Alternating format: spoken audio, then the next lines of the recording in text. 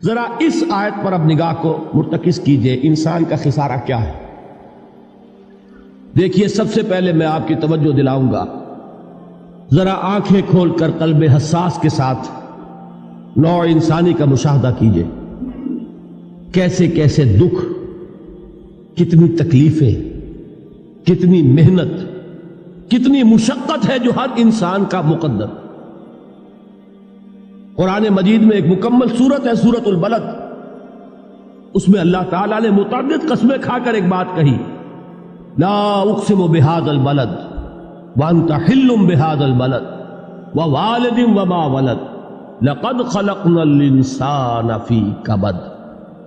ہم نے انسان کو مشقت ہی میں پیدا کیا، یہ مشقت ہر انسان کا مقدر ہے۔ لوگ گھروں کو چھوڑ کر آئے ہوئے ہیں، کہاں کہاں انسان جاتا ہے، یہ اس دنیا میں محنت اور مشقت۔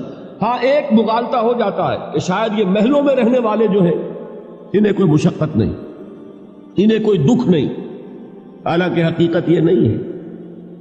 جو جتنا امیر ہے آپ دیکھیں گے اس کی جسمانی مشقت کم ہے، ذہنی کوفت زیادہ ہے۔ ٹرینکولائزرز کی انہیں ضرورت پڑتی ہے، انہیں سیڈیٹیوز چاہیے، خواب آور دوائیں مزدور کو نہیں کبھی ضرورت پڑے گی۔ وہ 8 گھنٹے کی محنت کرنے کے بعد احساس ہوتا ہے کہ وہ صبح ہی کی خبر لے گا۔ اور یہ وہ لوگ ہیں کہ جن کو ہپنوٹکس، خواب آور دوائیاں، سیڈیٹیوز، مسکن ادویات، یہ سارا لیبلیم اور یہ ویلیم اور یہ فلاں اور یہ فلاں، یہ کہاں جاتے ہیں؟ ذہنی سکون اور اطمینان انسان کو حاصل نہیں۔ کسی کی جسمانی مشقت ہے، کسی کی ذہنی مشقت۔ میں آپ کو یاد دلانا چاہتا ہوں مہاتما گوتم بدھ کا معاملہ۔ 30 برس کی عمر میں کپل وستو کا شہزادہ محل کو چھوڑ کر نکل گیا، جوان بیوی کو سوتا ہوا چھوڑ کر گیا، شیر خوار بچے کو چھوڑ کر گیا، راجدھانی میں رہنے والا محل کا باسی، جسے یہ معلوم ہے کہ باپ کے بعد مجھے یہ سلطنت ملنے والی ہے، کیوں گیا؟ کبھی کبھی آپ نے سوچا؟ اس نے انسان کے غم اور دکھ کا مشاہدہ کیا۔ اس نے دیکھا کوئی اندھا ہے، ٹھوکر کھا کر گر رہا ہے، کوئی والدین کھڑے ہوئے رو رہے ہیں اور ان کی نگاہوں کے سامنے ان کا نہایت محبوب بچہ دم توڑ رہا ہے اور وہ کچھ نہیں کر سکتا۔ اس نے سوچا یہ صدمہ کیوں ہے انسان کا، یہ دکھ اس کا مقدر کیوں ہے؟ اس صدمے سے، اس دکھ سے نجات پانے کی بھی کوئی شکل ہے کہ نہیں؟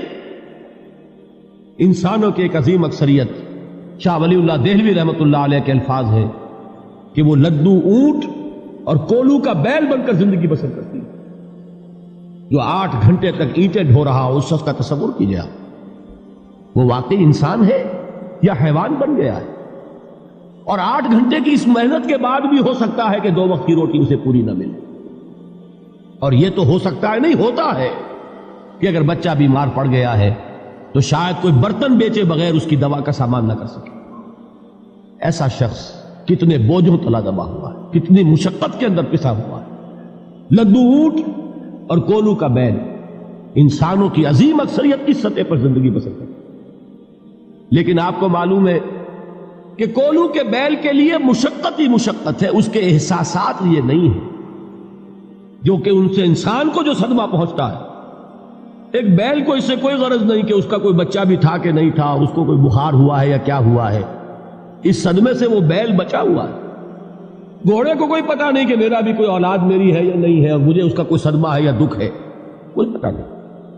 لیکن انسان کا معاملہ یہ ہے کہ والدین کو جو جو دکھ دیکھنے پڑتے ہیں اپنے بچوں کے لیے، اپنی اولاد کے لیے۔ رات کی نیند ہے حرام ہے اس لیے کہ بچہ بخار میں تپ رہا ہے یا درد سے تڑپ رہا ہے، لہذا نہ ماں سو سکتی ہے نہ باپ سو سکتا۔ میں نے ایک موقع پر دیکھا، لاہور میں کیروسین آئل، اس زمانے میں ابھی سوئی گیس نہیں آئی تھی، اور اکثر و بیشتر جو ہے یہی مٹی کا تیل جو ہے ایندھن کے طور پر استعمال ہوتا تھا، اس کی شارٹیج ہو گئی تھی۔ تو کئی فرلانگ لمبی قطاریں لگتی تھی ان دکانوں کے باہر، ڈپوں کے باہر، اور ایسے ایسے منظر بھی کہ ایک خاتون برقع پوش، ایک گود میں بچے کو لیے ہوئے، ایک کی انگلی پکڑے ہوئے، بوتل ہاتھ میں لیے ہوئے تیل کے لیے، اور کئی گھنٹے کھڑی ہے دکان۔ یہ مشقت انسان جھیلتا ہے کہ نہیں؟ غالب نے اس کا نقشہ کھینچا ہے کہ رنج سے خوگر ہوا انسان تو مٹ جاتا ہے رنج. مشکلیں اتنی پڑی مجھ پر کہ آسا ہو. ہم بھول جاتے ہیں، ورنہ واقعہ یہ کہ قلب حساس ہو اگر اور قید حیات و بند غم اصل میں دونوں ایک ہیں. موت سے پہلے آدمی غم سے نجات پائے کیوں؟ اچھا یہ تو ہوا لقد خلقنا الانسان فی کبد. حیوانات کا معاملہ ایک اور اعتبار سے آسان ہے. ان سے کوئی محاسبہ بھی ہے کیا؟ کوئی جواب دہی بھی ہے؟ کوئی ان کو اللہ کے حضور میں کھڑے ہو کر اپنے اعمال کا حساب بھی دینا؟ نہیں. انسان کی یہ ٹریجڈی ہے، یہ المیہ ہے انسان. اس کو بھی قرآن مجید کی ایک سورت میں قسمیں کھا کر اذا السماء انشقت، اس کے بعد کیا فرمایا؟ یا ایھا الانسان انک کادح الی ربک کدحا فملاقیہ. اے انسان، تیرا المیہ، تیری ٹریجڈی اس سے کہیں بڑھ کر ہے. تجھے صدمے پر صدمے جھیلتے ہوئے، مشقت پر مشقت برداشت کرتے ہوئے ایک روز اپنے رب کے حضور میں بھی کھڑا ہوگا، جواب دہی بھی کرنی. اس دن کے حساب سے، اس دن کے احساس سے جو بڑے بڑے ہماری امت کے عظیم جو گلے سرسبد ہیں، ان کا یہ حال آپ نے پڑھا ہوگا. حضرت ابوبکر صدیق رضی اللہ تعالی عنہ وہ ایک عجیب کیف کے عالم میں فرمایا کرتے تھے، کاش میں درختوں پر چہچہاتی ہوئی چڑیا ہوتا جس سے حساب کتاب نہیں ہوگا. کاش کہ میں گھاس کا تنکا ہوتا جو آج ہے اور کل آگ میں جلا دیا جاتا، ختم ہو جاتا، اس سے محاسبہ کوئی نہیں. وہ جس کے احساس سے کہ حضرت عمر جو ہے اپنے انتقال کے وقت سخت بے چین تھے. ان کے بیٹے حضرت عبداللہ ابن عمر رضی اللہ تعالی عنہما نے ان کا سر جو ہے وہ اپنے زانوں پر رکھ لیا تو کہا نیچے ڈال دو. ایک عجیب بے کلی اور بے چینی. انہوں نے کہا ابا جان آپ کیوں پریشان ہیں؟ آپ تو عشرہ مبشرہ میں سے ہیں. آپ کو تو اللہ تعالیٰ نے جنت کی بشارت حضور کے ذریعے سے اس دنیا میں دی. حضرت عمر فرماتے ہیں کہ خدا کی قسم اگر قیامت کے دن عمر برابر سرابر پر چھوٹ گیا تو بہت بڑی کامیابی تصور. یہ احساس جن کو ہوتا ہے. حضرت علی کا حال کیا ہوتا ہے؟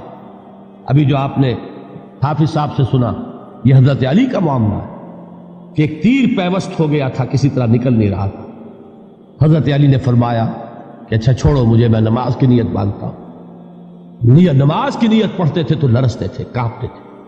کس کے سامنے کھڑا ہوں اور کس کے سامنے مجھے ایک دن جواب دہی کے لیے کھڑا ہونا ہوگا.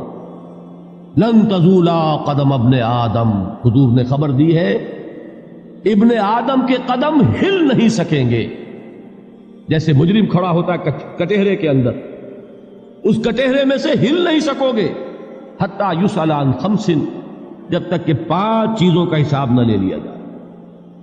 وہ 5 چیزیں کیا ہے؟ کان کھول کر سنیے.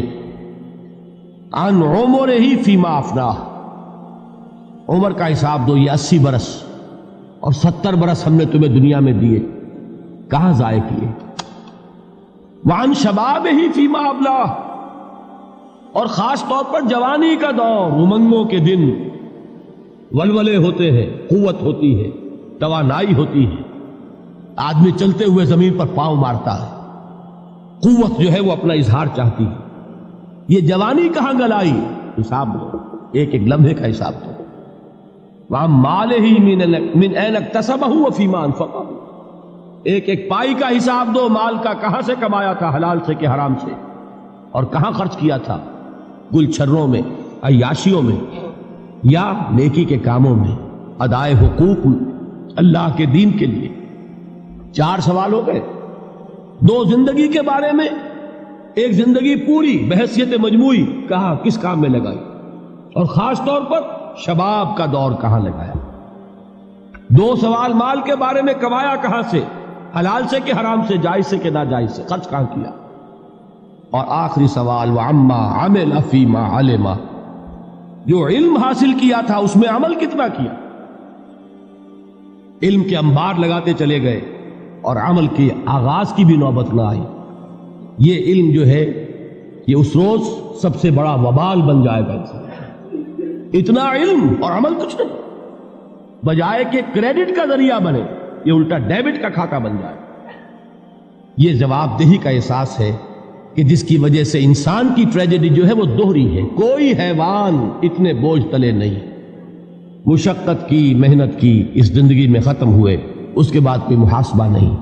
اس کو بھی غالب نے خوب کہا ہے کہ اب تو گھبرا کے یہ کہتے ہیں کہ مر جائیں گے، اور مر کے بھی چین نہ پایا تو کدھر جائیں. یہ ہے وہ ہیومن ٹریجڈی